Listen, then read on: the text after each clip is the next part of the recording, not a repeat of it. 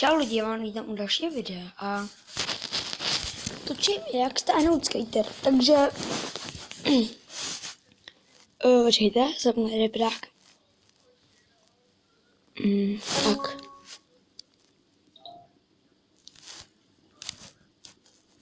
Jo, a takže chci teda říct, že jenom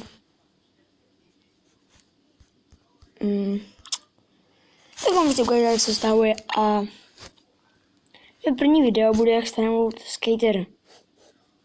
Tady ta vedle True Skateu, ale první aplikace, takže půjdete na Chrome, tady, počkejte, tam si to Wi-Fi. Tak, píšete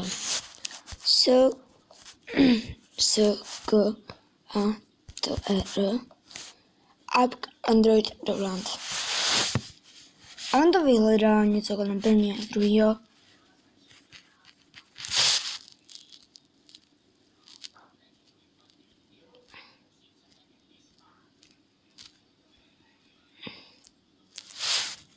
Vyhledám to, potom mám tady vyhledá stránka playmob.org skater app. Dáte, tam někdy bude mob.org, co? Download.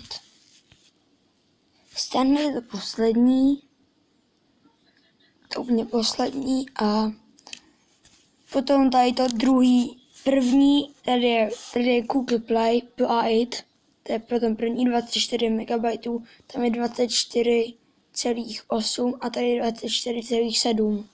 Takže dáte tu verzi 1.5.4.9, instalovat a tady to takhle nainstalujete. Potom to tady máte nainstalovaný, nahoře skater zip, skater app.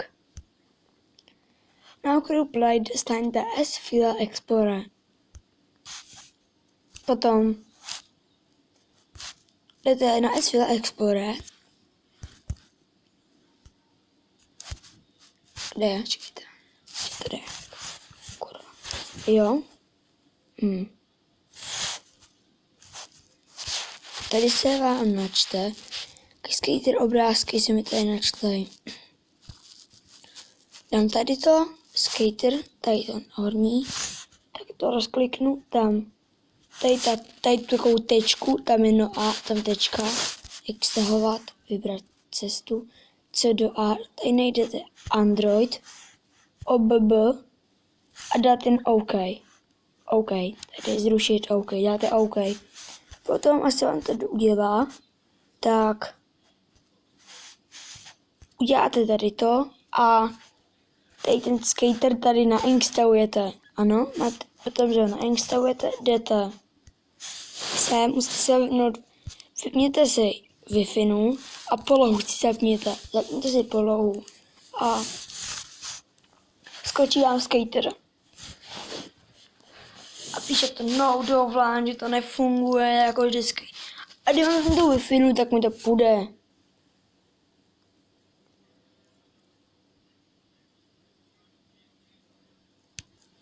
A potom teda, když to hraju, že jo, tak vám můžu ještě říct, že to je docela dobrá hra a píče. A teda potom ještě se vám tam ukážu jako okolí, jestli jezdíte na skate, tak budete vidět, co je kickflip, show it, double flip, dragon flip, je takhle nahoru, show it, ještě show it,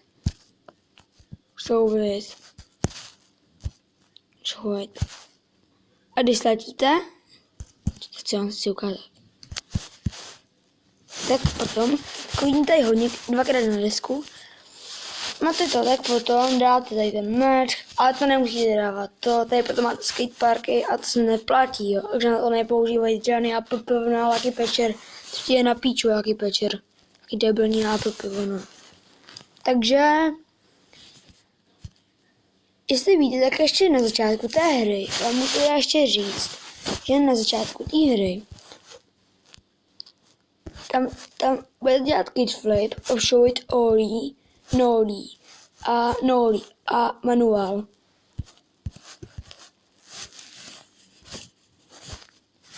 A teda, až to potom doděláte, tak se vám tady ukáže takový normální skatepark. A tam bude taková poloha, tady jak je double up a na pravé straně dole se vám dole ukáže poloha. A tu polohu kliknete. Potom ta auta, až je poprvé, tak potom vám to bude a tady to, že jo, a potom si můžete skákat a dělat, co chcete. A potom, když budete jezdit třeba 2 měsíce, tak jsem tady prostě bude načít takový hvězdičky. Tady je GR shot, tady je GR co? A tady je GR 8 hvězdiček.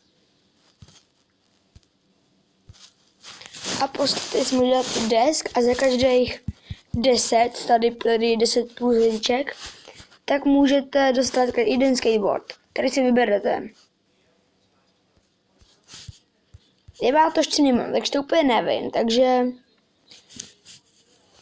čau a vítám vás z dalšího videa, až budu vlastně to jiného stahovat, nebo ještě budu stahovat hodně aplikací, GTA San Andreas, GTA Vice City, GTA 5 a Fallout 4.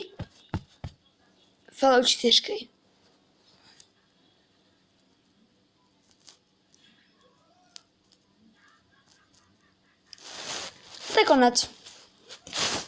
Tak čau lidi a vítám vás z dalšího videa, třeba za 2 týdny. Děkuju.